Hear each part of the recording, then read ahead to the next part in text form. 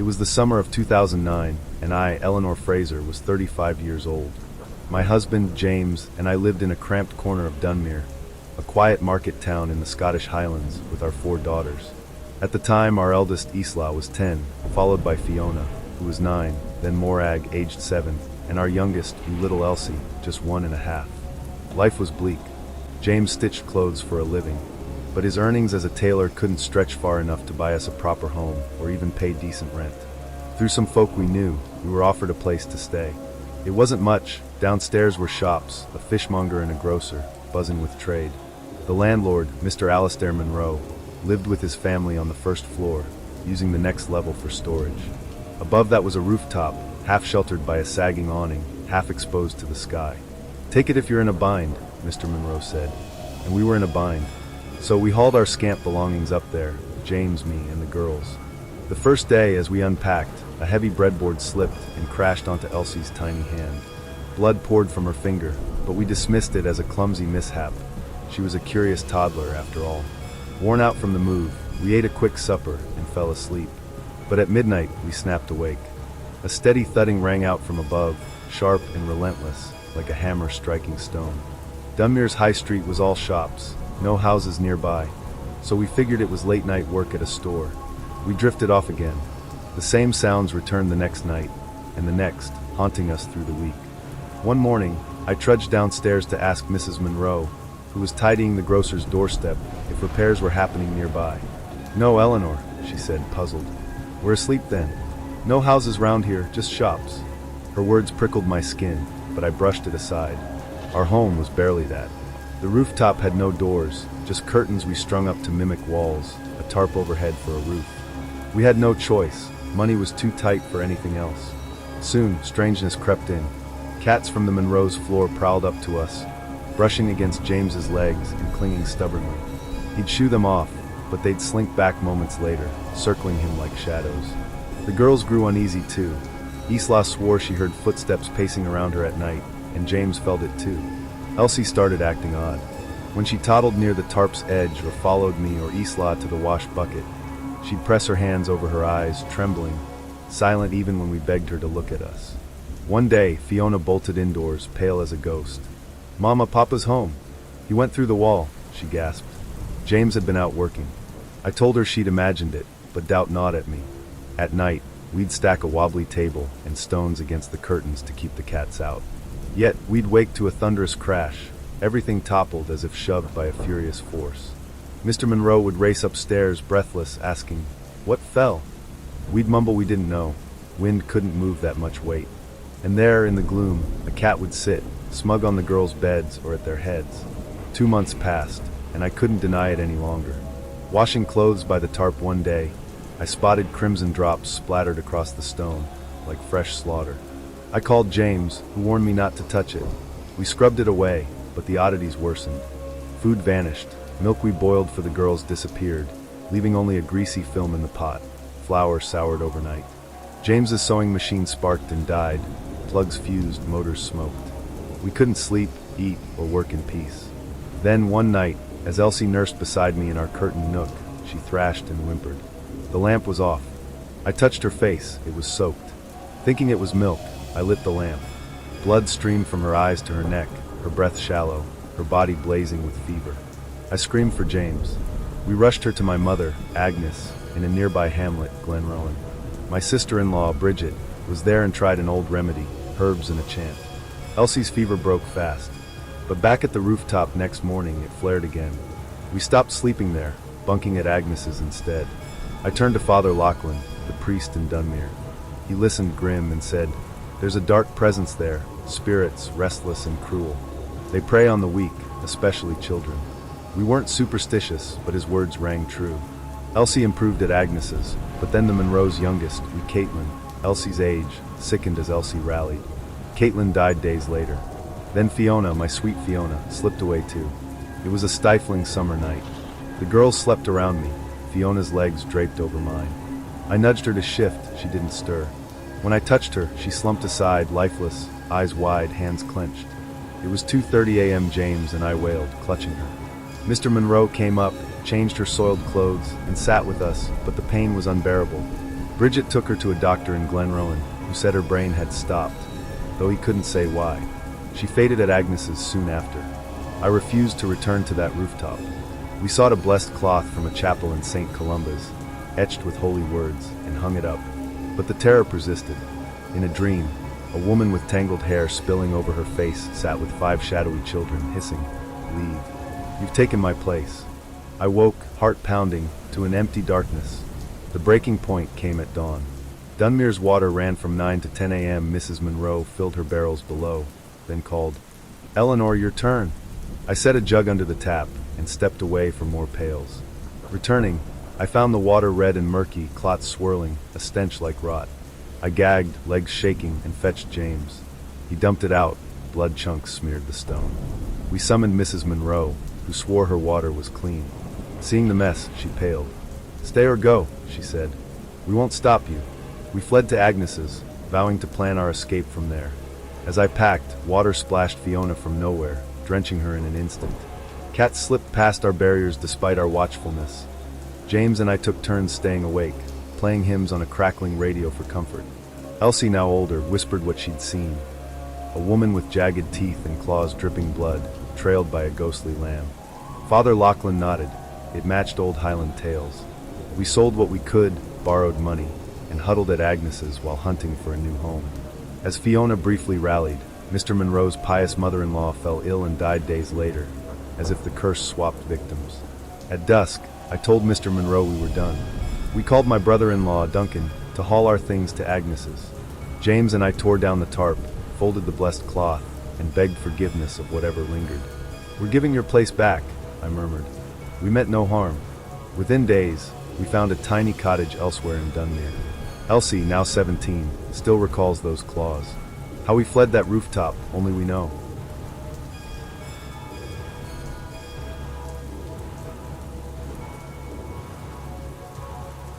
I'm from a small village called Ballycane in County Kerry, Ireland, though I won't give you my exact address for personal reasons. My name is Siobhan Kelly. Since I was a child, I've been fascinated by tales of spirits and the supernatural, longing to catch a glimpse of them myself. Thankfully, I was devout, praying regularly and often staying up late for midnight prayers. This story begins in 2020, when my curiosity had grown into an obsession.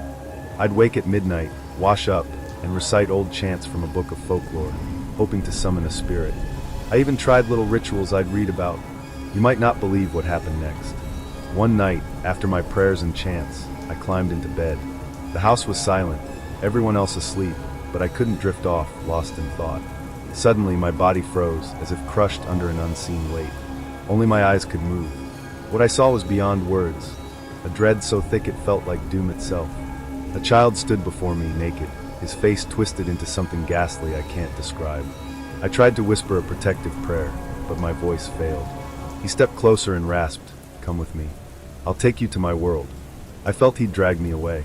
Helpless, I silently recited a holy verse in my mind, and he vanished. After that, I swore off my obsession, terrified even to hear the word spirit. But it didn't end there. Nothing troubled me until 2023, when I married on June 4th. My new home with my husband, Liam, was in a desolate spot called Drumore, far from Ballycane. It felt abandoned, no neighbors, no houses nearby, just eerie stillness, even in daylight.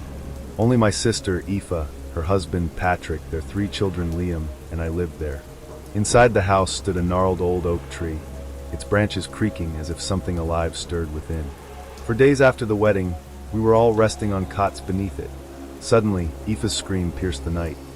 "Save my child." We bolted upright. She was trembling, wild-eyed. Liam, who'd memorized sacred texts, prayed over her, and she calmed. When we asked what happened, she said she'd dreamt of shadowy figures, small children, about 5 years old, with warped faces, and a man with jagged teeth and a huge knife. He held her youngest upside down, slicing him in half. She'd screamed to save him. My blood ran cold, old fears resurfaced. A month passed, and I felt trapped. I'd always loved perfumes and, being newlywed, would dab some on with makeup each night. I didn't know it'd draw that horror back. Soon, I started having nightmares too. One night, we sat under the oak, me, Liam, and Aoife. I lay back, and my gaze drifted to the tree. My body locked up again, only my eyes free. A figure appeared, a striking man in black, impossibly handsome, descending toward me. It felt real, like I was standing beside him. He took my hand and murmured, "I love you. You love me too." It was a waking dream. I refused him. His eyes flared with rage, his face twisting into something monstrous. In a guttural snarl, he said, "If you don't love me, I'll kill your child." I yanked my hand free and ran, glancing back to see him chasing me with a jagged blade. I screamed, eyes wide, unsure what was real. My family rushed to me, shouting, "What's wrong?" I leapt up, crying, "Save my child! Save me! He'll kill us!" Liam grabbed me, saying, "Siobhan, there's nothing here. Who'd harm you?" He held me tight, whispering prayers until I steadied. I told them everything. These terrors plagued me until we left that house. Finally, we moved away, and thank God, I've been free of it since.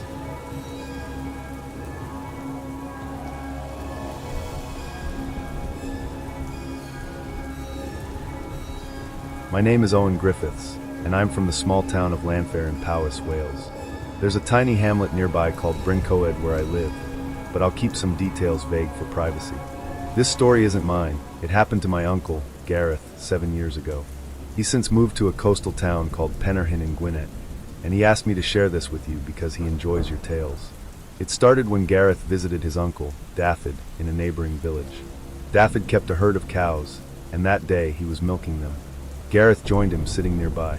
After the milking, Dafydd said, "Now for the strippings." For those who don't know, that's the last bit of milk left in the udder.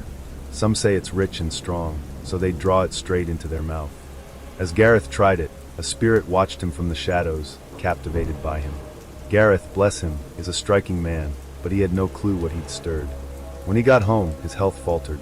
He couldn't figure out why. Took some medicine and felt better, but days later it hit harder. One night, around 1 a.m., he stumbled to the bathroom.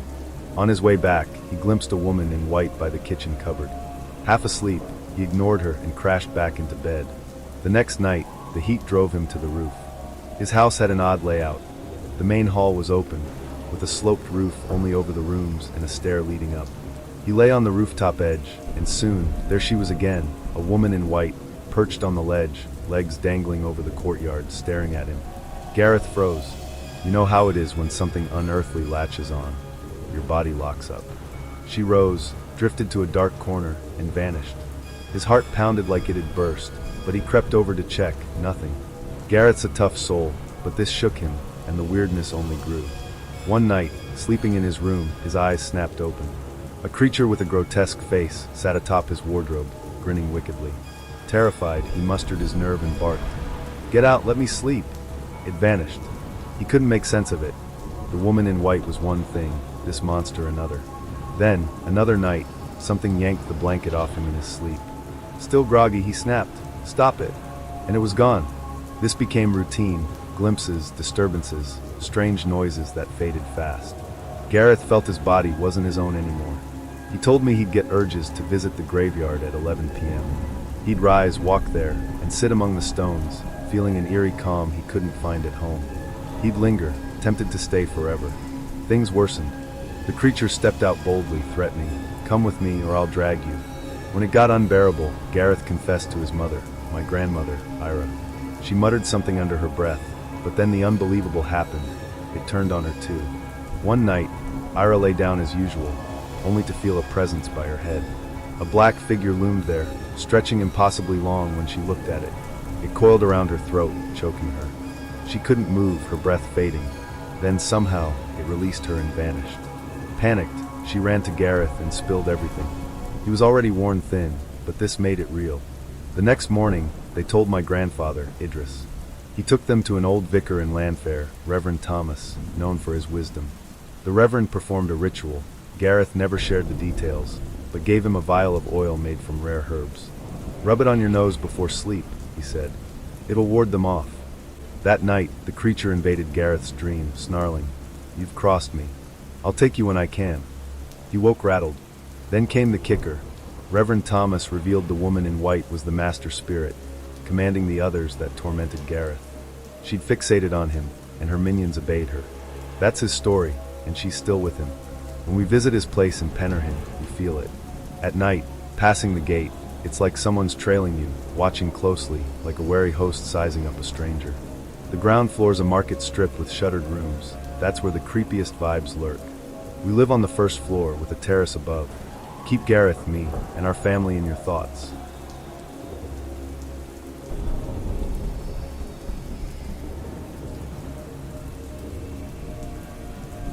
I'm Simon Carter, and I work part-time at a warehouse in the outskirts of Brentwood, Essex. I head there during the day and come back at night. The area is sprawling, roads buzzing with traffic from all directions during daylight. But at night, it quiets down. The route from work to the bus stop is about a 10-minute walk through a residential patch. Shops line the way near my workplace, but once they shutter, it's pitch black, especially the lanes weaving into the housing estate. There's no dodging this path. It's the only one with a bus stop. Construction's been clogging things up for months, shifting the stop a couple of streets over, stretching my trek even further. Leaving work, it's dim but bearable. There's a petrol station nearby casting some light. Past its car park, though, the housing starts and a footpath kicks in. That winds past a row of homes, crosses a narrow grassy strip, then hits a small road. Another strip leads to the bus stop, where lights from nearby takeaways and a drive-through keep it lively. But the final lane, a long, lonely stretch to the stop near another petrol station, means a slog on foot. I've been doing this for 4 or 5 months, leaving around 9 to 9:30 p.m., and never felt spooked until recently. That last lane's odd. On my side, it's a straight shot, but across the road, the houses sit high on a grassy slope with a footpath. Too dark to see much, no lights outside, just faint glows from curtained windows. People hunker down in the cold. My side hugs the road, and I'd never minded it. Halfway along, though, there's this house, empty, lifeless. No lights, no one coming or going. I've got photos of it, snapped from a cab once. Its lawn's wide open, no fence, just ringed by 3 dense trees. One towering, one middling, one squat, all thick from root to crown. Beyond them, a driveway with a car. A red one I saw 2 months back when a man and 2 kids, a boy and a girl, stood by it, chatting. They slipped into the garage, not the front door. I saw someone tinkering with a car there again later. But it wasn't red, some faded, odd color, propped up with a brick, like it had been abandoned for years. Rain slid its cover askew once, and it stayed that way. No tracks, no signs of life. I figured it was vacant. No tingles of fear usually hit me passing by. But one night, at 8:56 p.m., I checked my phone, pocketed it, hands stuffed in my coat against the chill. I was lost in thought near that house.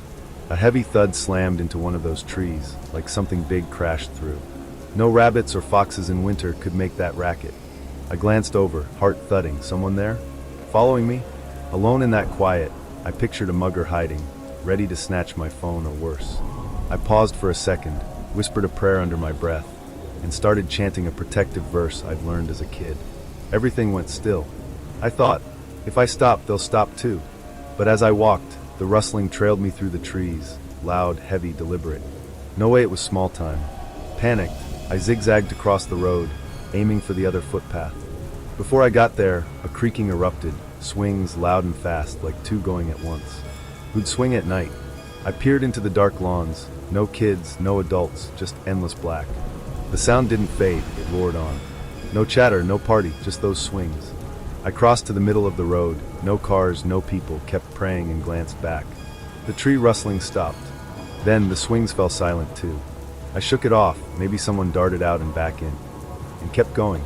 Reaching the petrol station's glow, I crossed again to catch my bus, 5 minutes wait. It rolled up, and I headed home, passing those trees in a blur from the window. Next day was Thursday. Wednesday I'd taken off, headache, leg ache, nothing new. But Thursday, I wondered what I'd stumbled into. In daylight, passing that house, it was still shut tight, car cover still skewed. I scanned the opposite side, expecting a swing for my nighttime theories. No swing, just a green bench, the kind that rocks, 10 steps up the slope. My stomach dropped. That's what I'd heard. At work, I messaged my uncle, Tom, in London during a break. Told him everything, no fear of ghosts, just practical worry. He replied later, after his morning prayers, "Simon, don't fret. You're covered by faith." Those sounds? Passing spirits, like us on roads. They stirred trouble, but you're safe. Keep going. I'd been splurging on cabs since, rattled after years of dark walks unfazed. That night, leaving at 10 o'clock, I felt off but pressed on. No one around, no pets, no cars, just silence. I prayed hard, begging for an out. Standing at the old stop, closed for months, I hoped for a bus over a cab. 10 minutes later, one pulled up. The driver grinned. Back in service today, regular stops now. Relief hit me. No more long, dark trek past that house. God had eased my path. Without that prayer, alone on that road, who knows? I might have seen something, fainted, or worse. A co-worker, Ellie, who'd walked with me days before, had balked at the route. How do you do it? It's dead quiet. I'd quit. I'd shrugged, compulsion. She'd stuck to livelier paths. Her words, plus that night, woke me up. Now, with the stop restored, I'm spared. If you face a eerie road, switch paths or stay vigilant, and lean on faith. That's my tale. Hope you share it.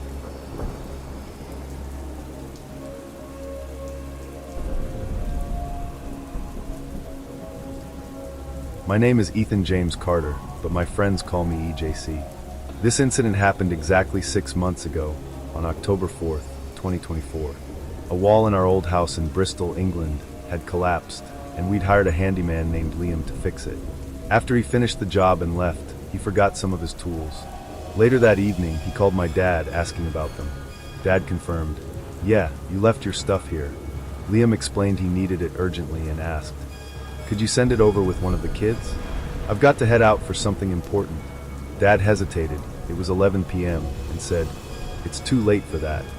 But Liam insisted, "Please, it'd be a huge favor." Dad thought it over and turned to me. "Ethan, where are you and Jake headed?" I replied, "Just out for a quick walk, Dad. We won't be long, 10 minutes tops." He nodded and said, "You know where Liam, the handyman, lives, right?" I said, "Yeah, I know the place." Dad handed me a bag of tools and said, "He left these here. Drop them off for him now." I hesitated. "Dad, his house is right by St. Mary's Cemetery, like next to it." Dad brushed it off. "He's got urgent work, and I can't go myself. You and Jake will be fine, don't worry." As we grabbed our jackets, Jake muttered, "I'm already creeped out, man. I'll keep whispering prayers under my breath the whole way." I smirked. "Come on, it's just a quick walk. Liam's place is, 5 or 10 minutes away. Let's go." So we set off into the chilly Bristol night. The moment we hit the narrow lane leading past the cemetery, a faint rustling started, like leaves scraping the ground. I couldn't stop glancing at the tombstones. Jake nudged me, "Stop staring over there, or you'll freak yourself out." By the time we were right next to the cemetery, the air felt heavy. We heard a cat yowling in the distance, then dogs barking, sharp and wild. It was terrifying, like something out of a nightmare. Worse, it felt like someone was trailing us, footsteps just out of sync with ours. My skin prickled as we pushed on. Jake kept muttering prayers, and we finally reached Liam's house. We handed over the tools without a word and bolted. On the way back, my eyes drifted to the cemetery again. Under a gnarled oak tree, I saw a skinny guy, scruffy beard, wearing a tank top and jeans, chewing gum like he didn't have a care in the world. I whispered to Jake, "Look, there's a dude just chilling in the cemetery at this hour." Jake squinted. "What? There's no one there." My stomach dropped. I looked again. He was still there, clear as day, smacking that gum. "Jake, seriously, under the oak tree?" Jake shook his head. "You're losing it, mate. There's nothing. Stop spooking me." My heart raced. I started reciting a prayer I remembered from Sunday school, louder now. Then Jake froze. "Wait, mate, there's a woman by that lamppost." I turned, and sure enough, a figure stood there, shrouded in shadow. As we got closer, her face came into view, half of it charred and blistered, the other dripping with blood. She stared right at us. My head spun. I could barely stand. Jake's voice cracked. "Don't look at her. Keep walking." We both chanted prayers, tears streaming down our faces. I hissed, "Don't run, or she'll know we saw her." But Jake glanced back anyway. That's when she started moving, slowly, deliberately, toward us. Jake yelped, "Run, Ethan." We sprinted, prayers echoing through the night, until we burst through our front door. Gasping, we spilled the whole story to Mom and Dad. They went pale. For 2 days after, we were laid up with fevers, shaking. A local priest came by, blessed us, gave us a charm, and sprinkled holy water around. That was my story, or rather, our story.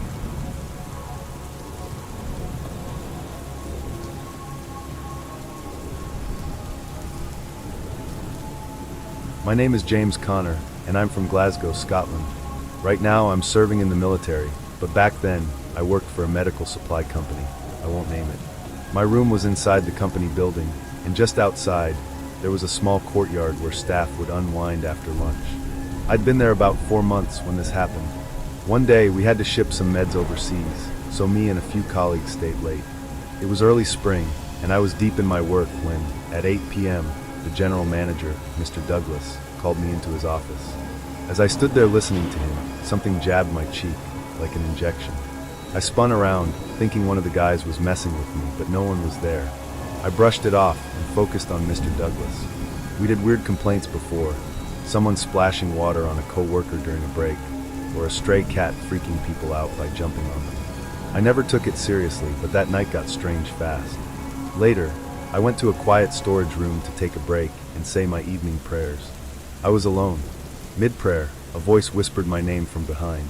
I ignored it and kept going, but when I bent down, something yanked my jaw hard, slamming my face into the floor. I finished up, shaken, and headed to another room. Then a voice hissed from the shadows. "You're safe now, but it's all over for you." A loud, mocking laugh followed. I didn't flinch, just walked out. 2 days later, my mate Liam Fraser and I were stuck late again for some urgent company task. Besides us, only 2 security guards were on duty at the gate. Rumor had it the building sat on an old Christian burial ground. We were sorting files in the office when a woman's sobbing echoed through the halls. We ignored it at first, but then came a sharp knock on our door. I told Liam, "Check it out." He peeked out, came back, and said, "No one's there." I shrugged, and we got back to work. Some meds and boxes were stacked nearby. I asked Liam to move them to another room. He nodded, popping in his earbuds to watch a sermon video. I handed him the boxes one by one, but out of nowhere, he dropped everything, bolted off, and didn't return for ages. When he finally came back, I said, "Mate, where'd you disappear to?" He just laughed, wild, eyes wide, louder than I'd ever heard him. I pressed, "What's going on?" No answer. Then he sprinted to the bathroom without a word. I stared after him, confused. Barely 5 minutes later, a scream ripped through from outside. I rushed out and froze. There was Liam, standing in the courtyard. How? He'd just gone into the bathroom, right in front of me. I yelled for the guard, who ran over. We splashed water on Liam's face, trying to snap him out of it. When he came to, I demanded, "You were in the bathroom. How'd you get out here?" Trembling, he whispered, "James, we need to leave. They'll kill us if we stay." I calmed him down, reciting prayers until he settled. As we grabbed our stuff to head home, a guttural voice snarled behind us. "How long will you last?" Liam's face went white. He got so sick after that, he was out for days. That's my story. Hope it gives your viewers a proper scare.